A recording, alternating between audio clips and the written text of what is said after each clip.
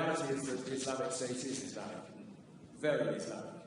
Yes, it has attracted psychopaths and adventure seekers drawn largely from the disaffected populations of the Middle East and Europe, but the religion preached by its most ardent followers derives from coherent and even learned interpretations of Islam.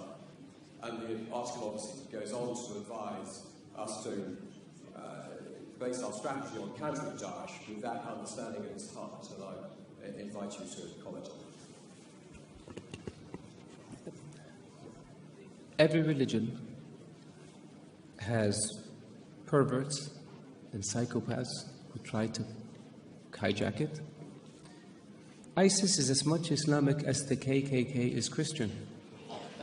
Don't they have a cross? Don't they do everything in the name of religion and Christ? Don't they believe that Christ compels them to lynch and kill people of African descent? Can one really say that the KKK is a Christian organization? There are other groups that one can point to. There are other massacres that were committed in the name of keeping certain countries or regions clear of non-Christians.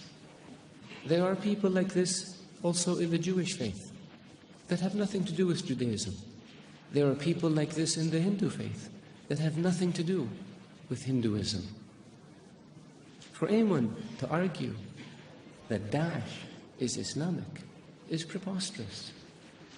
In the Islamic faith, the Quran reveals that you have your faith and I have my faith. And you're free to practice your faith and I'm free to practice mine. What greater sign of tolerance and acceptance do you have than this? In the Islamic faith it says, he who kills an innocent soul is as if he has killed all of humanity. And he who saves an innocent soul is as if he saved all of humanity. What better example of compassion and mercy do you have than this? So if you look at what Daesh says and you say it's in the scriptures, doesn't the Old Testament say an eye for an eye and a tooth for a tooth? If somebody does it today, would you say they were Christian or they were Jewish? So I caution people, because it seems to have become almost novel. Not novel, it's become the flavor of the day to try to read things into Daesh or into Islam that are not there.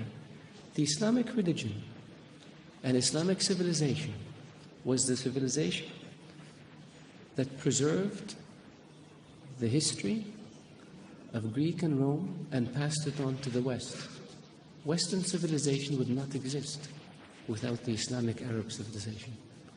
The Islamic civilization and the Islamic Arab civilization was the civilization that connected China with Europe. So it was global.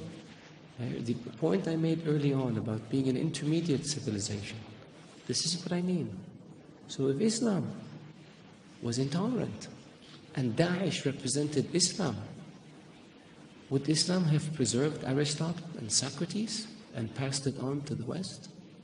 Would Islam have connected Eastern civilization with Western civilization? Of course not. So I urge you, all of you, to be careful when it comes to making generalizations or to accepting generalizations that have no basis in fact. Thank you.